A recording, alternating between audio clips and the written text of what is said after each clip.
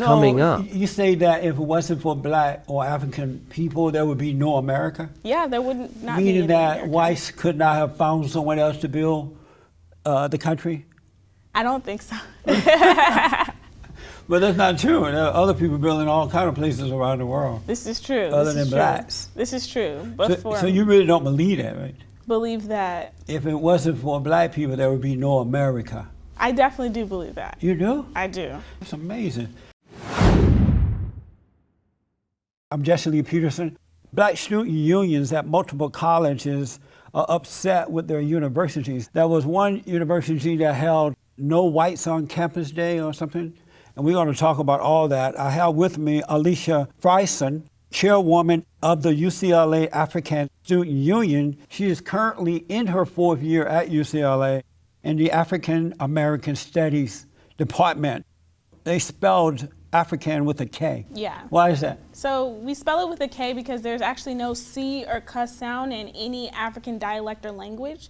And the name itself, African with a C, is a name dubbed on the continent by colonists. And so the chance to change the name to a K is something practiced for generations now, and it's a chance to challenge the colonialist power and to also represent a diasporic nature of the African diaspora itself, to represent the fact that our African Student Union is for all students who are of African descent. Amazing. Do you see yourself as an American or as an African? Definitely American, and definitely African. I think I can't be one without the same. I think if anything, the black person, the black American, is the most American individual. Without black people, we wouldn't have any part of American culture or history. We built this nation, we built this the culture surrounding what it means to be an American, and without black people, you wouldn't have the liberties that white people have or more privileged people have in America. And understanding that I am an African as well is the fact that I am still a part of I'm still connected to my history and to my legacy of being from the continent. I'm functioning in a global context. That is just not me or LA that I'm impacting the world. So you are the world? You are the people? So you say that if it wasn't for black or African people, there would be no America? Yeah, there would not be Meaning any that America. whites could not have found someone else to build the country? I don't think so. But that's not true. There are other people building all kinds of places around the world. This is true. Other This than is true. blacks. This is true. But So you really don't believe that, right?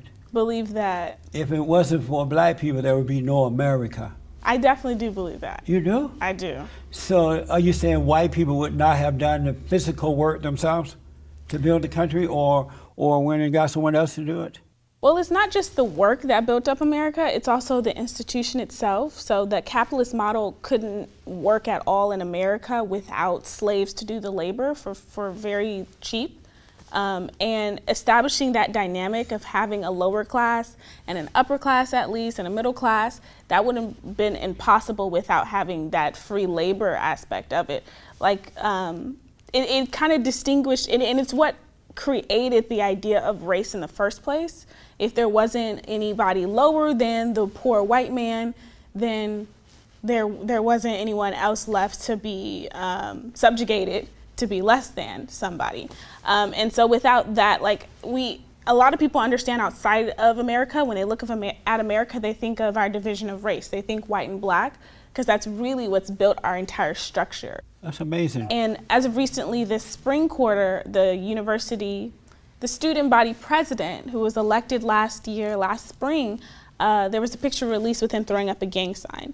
And it triggered many students who saw that this white man, privileged white man, throwing up a blood gang sign does not connect at all to the history or what that image signifies or what the gang sign itself carries with it. Because for many people, they're trapped in that life of violence, and many people coming through, at least in Los Angeles, they're directly connected to that. They have family members who've been a part of that gang, who are victims from the violence from gang activity.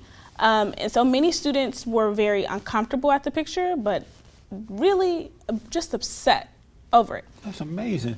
And so when they go home to visit their parents and they go back to those neighborhoods and the Bloods and the Crips are still there doing the gang signs, are they triggered then when they see black people doing it? You mean the students themselves? Yes. I wouldn't say so. Why not? I wouldn't say so. I think it is a triggering experience itself, but after a while, as black people being conditioned to violence, it's difficult for us to be triggered on the same level as white people are triggered. But being in an environment at University of California, Los Angeles, where most people don't understand the experience of people of color, or most people don't seek out to learn more about the experiences of people of color, the triggering moment was seeing how the university student body president took the experiences of people of color, the systematic oppressive experience of people of color, to be a joke in itself. Amazing. So had this white boy been a black boy and he was caught on camera doing the gang sign, would the black student have been triggered then? I think it would still be a problem. It would still be a problem. Knowing that your elected student leaders are making a joke out of something like this, I definitely think so. And are black students harassing white students at all, or any other students on campus? Has that happened? Yeah. I think people of color, white or black, people are always harassed no matter what. Right. But on our campus, when we are already the extreme minority, our numbers are 4%, and the next number above us is around 13 or 20%. So we're pretty far low. We're very close to the American Indian student population on campus. There were more going before. They took away affirmative action, right? Yes. And who was behind that? A black man was behind that. Such a good man. But he fought to get affirmative action out of the UC schools. And once he got it out, the numbers dropped as far as enrollment from black students. Yeah. Or Ward Conley.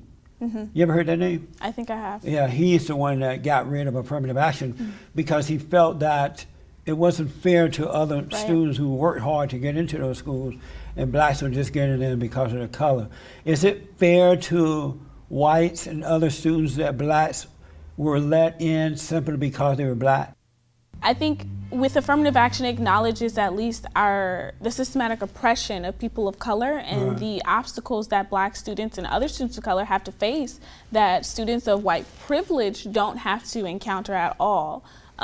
Just at least for Los Angeles, black communities, at least where most black people live, are surrounded with much higher rates of poverty and crime, and also their education systems where the tracking of students in the educational system shows that black students are much more disadvantaged and students of color are much more disadvantaged. So I think affirmative action at least acknowledges those obstacles to level out the playing field where it's not, because I think the problem with that man's case is that Ward Conley's case is that he's making an argument on the basis of equality versus equity. And equity is where meeting students and meeting people where they are in terms of their circumstances. But the enrollment dropped after they couldn't get in based on color. Right. Had they been smart enough, they still could have gotten in if they met the qualifications. But they were not up to par, so they didn't get in because they weren't smart enough. I don't think it was that they were not smart enough, just that the bars that were leveled against them, where they were compared against another student, weren't equitable, you know? So like you can't But everybody was taking the same test to get in. They're taking the same test, but they don't have the same classes. They don't have the same teachers. They You don't mean have the like same in high circumstances. school they're not learning, prepared. Is that the white man's fault or the fault of the parents and the teachers of those communities? It's really layered. I think it's a system, you know? I don't think it's just the white man's fault. I don't think it's just the teacher's fault. I don't think it's just the parents' fault. Because many times students have at-home situations that make it very difficult for them to learn the same way their peer can learn in class, you know? And the system that we have, the educational system we have, ignores that, you know? And I don't think it doesn't make it an equitable playing field for all students to make it at least advantageous for all of them in the classroom. And when you say the situations, mean in those community, the kids are born out of wedlock, the men are nowhere around, the parents are on welfare, and so the kids don't have the same opportunity. Not necessarily. I don't think that's entirely all of the issues in the black community. Many things just come back to, if we look at what resources are available in these black communities, if the poverty rate is incredibly high, that means what resources do we need to compensate for that, you know? So like people aren't getting suitable health care sometimes. If those black kids had a father and mother in the home, as the white kids have, how they would be able to recover faster too and get back on track again, right? The black kids. They might. So why not deal with that? Demand that the parents be responsible for their children rather than blaming white people for the lack of character, the lack of responsibility in the black community. Well, that's a good point. I think we should blame the system itself. The system. But how can you blame the system for irresponsible parenting? I don't want to call it irresponsible parenting because I see it more as a system that removes these people out of the homes. A lot of times, for black people at least, since we've been in here, we haven't had the same opportunities, or at least the access to these opportunities. So that creates a certain culture of not valuing at least higher education, just creating a system of money, just getting a system to ensure that we can eat, that your family members can get by throughout the day. And when there's an influx of at least drugs in the community, and more policing of the community, it creates a system to remove people outside the home. And so with being in African American studies, I also learned about the prison industrial complex and how the increase in imprisonment didn't match the increase in crime rates. And you know why that is, right? Because of Nixon and other presidents who had their initiatives to do their war on crime and war on drugs. Because blacks can't afford to get an attorney. Private attorneys. That is also to a part of them. it. That's also a part of it. And so when they commit the crime, they have to go and ask the government for a lawyer. Right. And this lawyer has 800 people on his list. And they're always encouraged to just plea bargain. Right. Which is always an issue. So they have to, and they subject themselves to losing some part of their rights as U.S. citizens just to get out of jail. Or it's incredibly But if they didn't big commit system. the crime, they wouldn't have to deal with any of that. Well, sometimes a lot of them don't commit the crimes. No. Which is interesting. Yeah. No. Yeah. You were raised by your father and mother? I was. And so you had a better chance in life growing up because you had two parents who provided for you. I did, yeah. But isn't that the right and the best way to go rather than all this other stuff? I don't necessarily agree. People can still be just as successful. I definitely do think I was more privileged to have both parents in the home. So you're white privileged then? Not necessarily. You just like the white woman. You had everything. At all. Not What's at the difference? all. The white girl next to you had a father and mother in the private school, right? And she's white privileged. Isn't that right? Yeah.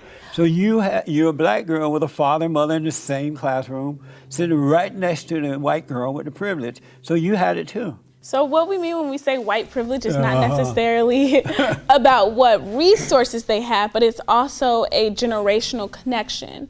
And also a physical connection. Like a white woman doesn't have to deal with the experiences of worrying if her skin color will ever impact her being able to get a job, being able to, the attention she'll get on the street from police, things of that nature. But also generationally, white people have like the highest amount in the middle class bracket at least. So they have an ability to develop generational wealth and pass it on easier than a black person. For my parents. Why is that? Because they have how many parents in the home? Not necessarily two parents, because I had two parents, but I didn't have generational wealth. No, right, but your parents, apparently they're starting a generational wealth because look what they've done for you and your sister. You have a sister that's going to be a doctor, right? Yes. And look at you, you're becoming a lawyer. Yes. And so they're passing it on to you, you're going to pass it on to your children, and so on and so on. I think the most that they've passed on to me is their work ethic more than their generational wealth. Because even in college, though I have two parents and I think I'm more privileged than the average student, I don't depend on my parents financially. Good. I've been able to finance my entire education at UCLA, and so does my twin sister. Right on. What I don't understand, and I'm glad you're here to help me, if black kids are so unhappy at white schools, why don't they just go to black schools and be happy, and that way you can have every day without white folks? Why not just go to black schools? Because you're going to someone else's home and say, hey, let me in because I'm black, and then change the rules because I'm black. I want to be here, but I don't want to live with you. I don't want to play with you. I don't want to talk to you, but I want $50 million of your money. Why not just go to a black school and avoid all that? Well, the black school itself, most HBCUs also depend upon white people, or at least generational wealth from white people. Why not depend upon the folks who graduate, the blacks who graduate from those schools? You mean for, oh, I think because, again, black people, it's harder for us to amass that level of wealth to be able to support Oprah can HBCUs. support one school by herself. Can. Bill Cosby, a whole lot of folks got money. This is true. Why don't you guys demand that you don't want to go to a white school because you can't get along with these people? We want to go to a black school, so why don't you demand that Oprah and black people with money support the black university? And then that way you can be happy. Well, it's a little difficult. What do you think about this school, this university, where the black student wanted a day without white people, and everybody left but one white liberal professor who stayed, and now they're demanding that he is fired. What do you think about that? I find that really interesting, but if anything, I see it's an aspect to create a similar environment that black people have probably felt in. So they want every white person to leave so they can create a black environment? I think that's interesting. Do you approve of that? You think they should do something like that? I necessarily don't approve. Oh, you don't? I have to look into the reasons for it, the purpose of it. But so you see that as being it, crazy, right? Not actually crazy, because I haven't heard everything of why. I want to at least know why. I mean, that's the whole idea of one day without white folks. That's a crazy idea. Because black people have been complaining that they have been segregated, discriminated against, and now they want to do the same thing to others that they have been complaining about. I don't necessarily think it's like you can experience what it's like from here, but I can't speak on behalf of like their reasons for it because I haven't heard much about it.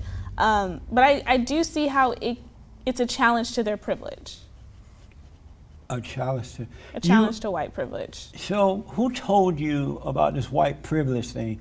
When did you and how did you first find out about that? Because you didn't think that way prior to somebody telling you. Who told you that? When I first came to college, I was in a program called the Freshman Summer Program at UCLA with the Academic Advancement Program, which is for increasing the enrollment and the retention rate of students of color on campus. And I think I ran into a book about the experiences of students of color in higher education and the fact that we have to do more to be successful in higher education, but the way to do that is to be engaged with your environment, being active on campus, things like that. And I think I ran into white privilege, not necessarily in that book, but probably in a discussion around that. I learned about it definitely in my first quarter at UCLA. I think being in the higher education environment is something thrown around all the time. And I also learned about it in the social justice space. Oh. Yeah, I started working. Justice warriors. Yeah, I started working for the residential life at UCLA, and we had social justice training, and we talked about that a lot. You don't look like, I didn't expect you when I heard you were coming, right? I expected a black older woman with an afro, kind of hear me roar. Yeah. You know what I'm saying? Yeah. Is it possible you've been brainwashed? That I've been brainwashed? Yeah, and they pulled you into this dark world where you should not be because you don't have that personality. No, I don't think I've been brainwashed. I think, if anything, I've been enlightened. Really? I don't think, I've been in a position where I don't think my views are very extreme, at least, and I don't think my views are incredibly conservative. Have you been told that you look white and act white? In by high black school, people? I've never heard that in higher education. Never at UCLA. But in high school, other black kids told you that? Probably, not even in high school, probably middle school. And that's a part of ignorance, because I think what I've learned as well, and what we've learned now in this new age activism, is the fact that real resistance for black people is freedom. And respecting our freedom, it means Freedom respecting the fact that we can what? live. From who? Freedom to live however we want to live. But white people don't care how you guys live. But that's not necessarily true. No, they want you to go away and live. I think, well, at least from history, it tells us that our image, our aesthetics have always been criticized and manipulated by white people. No. Yeah. It's not true. Yeah. They lied to you again. Would you believe me if I told you that all this stuff that you've been taught and other black kids are being taught about the black thing and white privilege and all that mess is not real? It's just you guys are being brainwashed by angry blacks who want to control you in order to gain power and wealth for themselves. Would you believe me if I told you that's what's really going on? No, I wouldn't. You would not believe me? I would not. And why not? I would not, because I've seen it, I've seen the Before becoming chairperson of the African Student Union at UCLA, I worked for Congresswoman Maxine Waters I heard. in DC. I'm sorry to hear that. It was an amazing experience. I worked for her. She's such a dirty woman. She's an amazing woman. She's a dirty woman. She's amazing. She has a beautiful spirit. I Really? worked for her in 2015. Can white students make these same demands of these universities? Would you be okay with that if they did it? White students can do whatever they please. And it wouldn't be a problem? But I think the problem Let's say they wanted in a that, white student information center. They wanted $40 million for white people, an endowment for them. They wanted safe spaces for white people, just as blacks are demanding it. Would that be fine? the thing is, they already have that. They already have that. But would that be fine if they did it though? It would be a problem because it would be a show at least of white supremacy to have only white spaces. You know what I mean? It's like that's what that's what the country has created for generations already. That's what it stood to be before now. And so when we're asking for these things, it's not because we're trying to create black only spaces, it's because we don't have space already. That is so insane. But you totally believe it, huh?